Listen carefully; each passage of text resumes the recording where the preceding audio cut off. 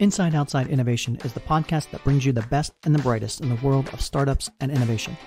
I'm your host, Brian Ardinger, founder of InsideOutside.io, a provider of research, events, and consulting services that help innovators and entrepreneurs build better products, launch new ideas, and compete in a world of change and disruption. Each week, we'll give you a front row seat to the latest thinking, tools, tactics, and trends in collaborative innovation. Let's get started. Welcome to another episode of Inside Outside Innovation. I'm your host, Brian Ardinger. We are excited to be live here from Milwaukee at Fall Experiment. Today, we have another amazing guest, Max Fergus. He is the founder and CEO of a company called LUM. Welcome to the show, Max. Thank you so much, Brian. Looking forward to it. Let's get started. You've just got off stage to talk a little bit about your business and some of the new disruptions that are going on in the music industry. Let's start there. Tell me a little bit about LUM and what are you seeing in this crowded space of music? You know, the truth is that when most people talk about music disruption, they write it off right away. There's a lot of corpses in the music industry, especially when it comes to emerging music. We've seen a lot of companies over the last 5 years try to create what a lot of people would call Spotify clones that just focus on emerging music. But the truth is that for the large part, corporate and mainstream music is better than emerging music. If we are just trying to give these emerging artists a better chance to survive, if we give them, the average fan or the end user, the same experience that they're going to get on Spotify and try to compete with algorithms that none of us can compete with, we're not going to be able to do anything for the fan, and we're surely not going to help the artists. So the truth is, and what LUM is rooted in, is looking at the technology that exists all around the world that's currently empowering content creators that use streaming technology and putting that technology into music streaming for the first time. And that's really what LUM is all about. Let's talk a little bit about your background. So as a founder, it's always interesting to me to have an interview with an entrepreneur and say, how did they get to this space? I know you have a diverse background. You spent some time in China. I did as well. And I'm interested in finding out a little bit about how that nugget of the problem that you saw out there and the experiences that you brought to the table gave you the decision to say, let's start this company. Yeah, the truth is that most people think that when you start a company in college, you either start it around booze or music. And so we already had a little bit of a disadvantage there because people automatically assumed that we were starting another college startup, especially coming from a place like Madison, in which case booze and music are both very prevalent. Right. But the truth is that we didn't start LUM with the understanding that we were going to do music right away.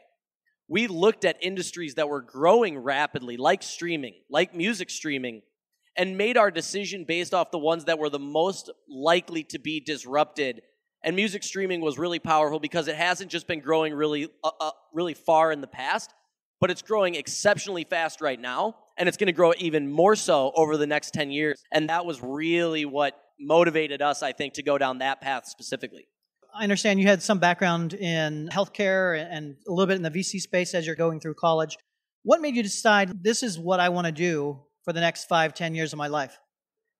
You know, I was always an entrepreneur, but one of the consequences of going to a school like Madison is that you're surrounded by people that are full of motivation. And so when I got to Madison as a freshman and started taking finance classes, I got pulled into that right away. And I was no different than any of those students, really motivated. To be honest with you, really only motivated because I felt like I should be motivated. Now that I look back on it, I see myself going into investment banking and squeezing the last dollars out of really mature industries. And to be honest with you, I didn't have as much passion in that. True motivation is only rooted in passion. And I think once I realized that and realized how much I really wanted to still be an entrepreneur after school, there was no question that I wanted to go down this path instead of the one that I had previously outlined for myself.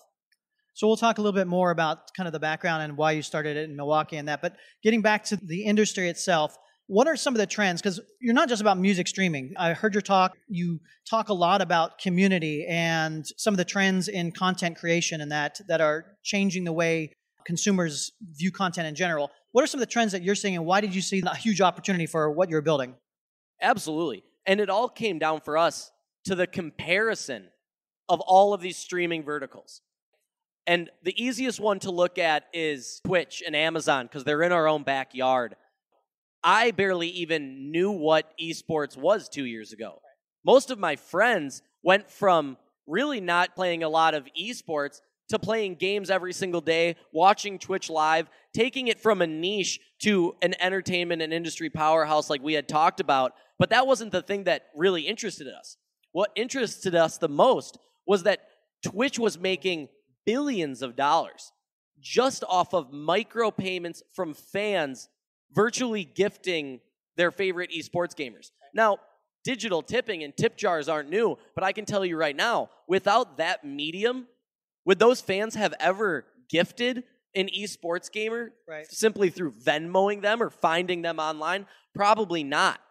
And we think that those business practices, those business models are even more applicable to music in a generation right now that is one of the most lean-in generation of music lovers that we've ever seen. You're seeing it in music festivals popping up around the world. You're seeing live venues and live entertainment actually increasing in the United States. But you're not seeing any of that money or any of that increase in revenue going to the people that are actually creating the content in this scenario, the actual musicians. And at the same time, it's causing a negative user experience for a lot of the fans. So about that experience, obviously there's platforms, you have YouTube channels and you see a lot of people spinning up content in that. What helps the audience understand what's good, what's bad? That curation of that content, I imagine, is a very important part of what you're building and what's actually going to take off. So talk a little bit about that problem. Specifically for Loom or for... For Loom and in general, this massive content. Everybody can be a content creator. And that's a great point. Because to be honest with you, so one of the first things that people ask us is, why don't your friends just go join Twitch or just go join TikTok and thrive there? The truth is that they could, absolutely. But still, what about music streaming? In terms of people streaming full-length recorded versions of their songs, building out libraries and playlists and sharing it with their friends, that industry is still a $131 billion industry that is still on the brink of disruption. Those other platforms are diluted by other content creators and influencers that have nothing to do with music. And so by building that around music specifically, we can better market to a specific niche target market of Generation Z, younger millennials, that target market that is exceptionally interested in it. Our algorithms don't tell people what to listen to. Our algorithms tell people what others in their area around the country with similar affinities to them are actually interested in, creating a better, stronger relationship, allowing Loom to actually play matchmaker between these young artists and these young fans that are actually looking for them. Can you imagine the power for a young artist to find their first super fan not being one of their friends or their mom? That's a really powerful experience for anybody, and I think one that we're really excited to capitalize on and that we've already seen.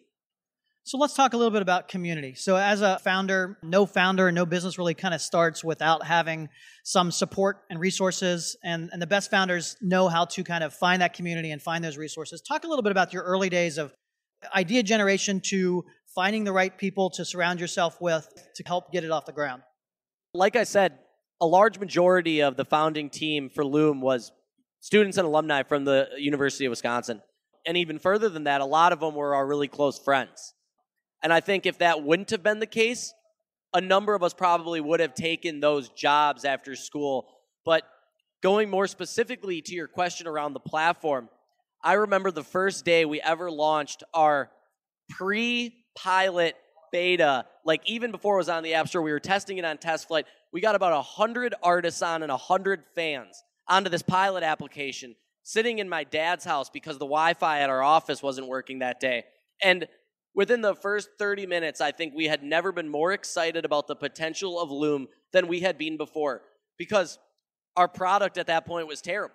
It was a wireframe platform with about 4 screens, but me liking a post and telling an artist that I enjoyed hearing their music, to be honest with you, wasn't something that they could even really do on SoundCloud, wasn't something that they could do on any other platform around the world.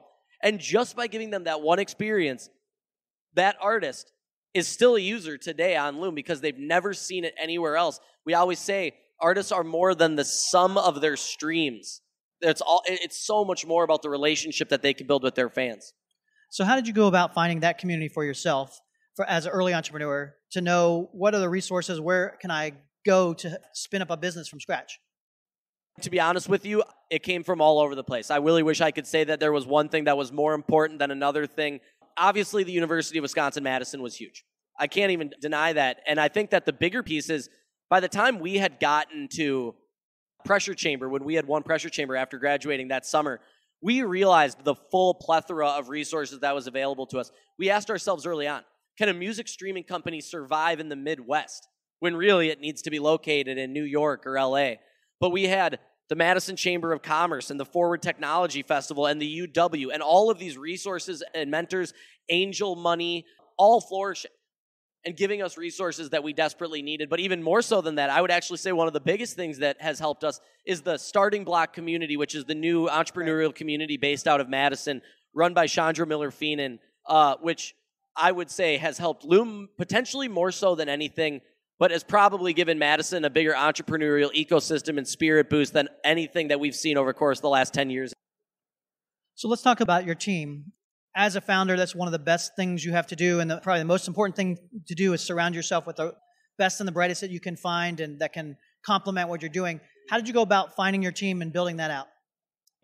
A thing that people always say is that the intellect and the students at UW don't match up with students at Harvard or Stanford or some of these other really top Ivy League schools or schools around the country.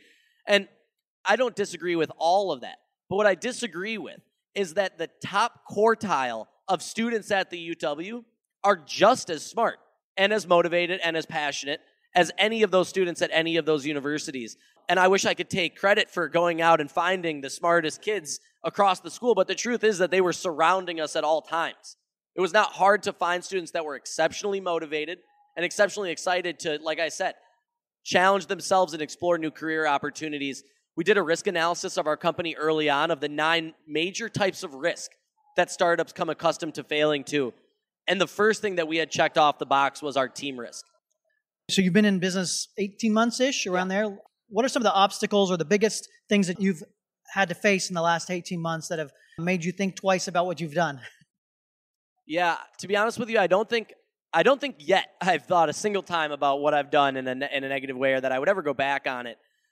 In terms of obstacles, I think the biggest obstacle for us is two-sided marketing, I would say. Not because we have a better chance necessarily at reaching artists or reaching fans, but because of the capital and the human capital that's required to reach both of the markets. Ultimately, you have to come up with separate branding strategies that are completely cohesive when you're reaching out to artists and reaching out to fans, so that when they get on LUM, the user experience is exactly what they perceived it to be because they have an expectation of that coming in. That costs a lot of money. It costs a lot of creative assets. And it is a capital high business to run in general. But we are one of the leanest startups of all time. And my dad gave me great advice when we started LUM. And he said, you have to treat that money like it's your own. And because of that, we have runway, even after raising our seed financing in May of just over $1 million, through the first quarter of 2021, still over 16 months out. So let's talk a little bit about what's next. You're on a fast pace. You've alluded to it in the conversation before about some of the new things that you're going to be launching. What's next for LUM? As you saw earlier, we announced some really exciting things. I will say this. When you're going to a restaurant that has a menu with too many options, sometimes it's hard to pick what you want to eat. And over the course of the last month, we've been dealing with that a little bit. We didn't know anything about data when we started LUM.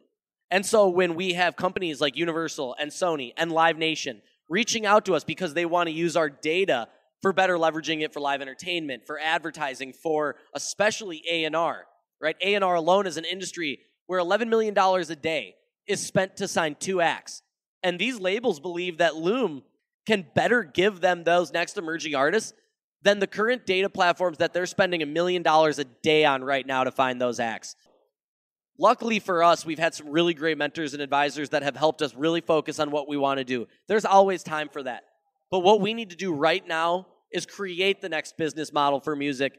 And LUM is launching in the next 2 months the first ever fully free music streaming platform that allows for fans to directly support and tip their favorite emerging artists, whether it's in their local areas, regionally, or nationally. And the amount of technology that we're throwing in on top of that to make sure that that process is as exciting and interactive and engaging for our fans and artists is really, really exciting for us. So you mentioned some of the bigger companies are coming to you now. At Inside Outside Innovation, we talk a lot about corporates and how they can interact with startups and that. What are some of the challenges or opportunities that you're seeing with interacting with some of these larger companies, and what are the pitfalls and opportunities that you see? Well, the first thing I'll say is that from a live entertainment side, our relationship with Prain Productions and Live Nation has been phenomenal. Supportive, cornerstone established companies that really believe in the values that we also believe in around moving music forward. And when you go beyond that and you look at streaming, one of the big misconceptions about LUM is that we are trying to overtake or compete with a company like Spotify, which is completely incorrect. We actually think our business model is very synergistic with a company like Spotify, creating low-cost value ways that have high revenue impact potential to use LUM as a stepping stone platform for young artists to brand themselves, power, use LUM as a tool to engage with their fans, grow their fan base, show that they can do it themselves, so that maybe one day they eventually can leave a content creator-supported platform and sign a label and go on to Spotify and make millions of dollars, right? LUM is the pathway and the tools that give them the opportunity to do that. How do you do that right now? You get lucky, or for Billie Eilish, your uncle is the VP at Apple Music. There is no really way.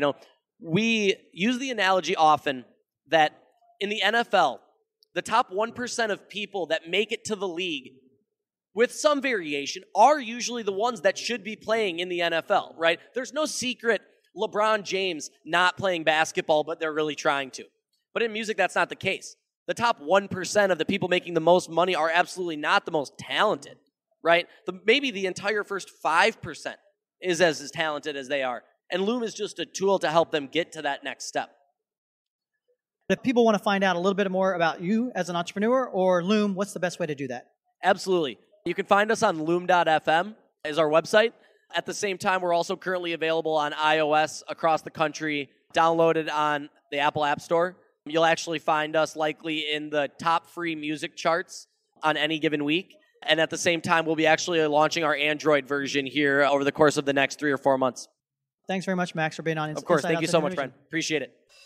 That's it for another episode of Inside Outside Innovation. If you want to learn more about our team, our content, our services, check out insideoutside.io or follow us on Twitter at the IO Podcast or at Ardinger. Until next time, go out and innovate.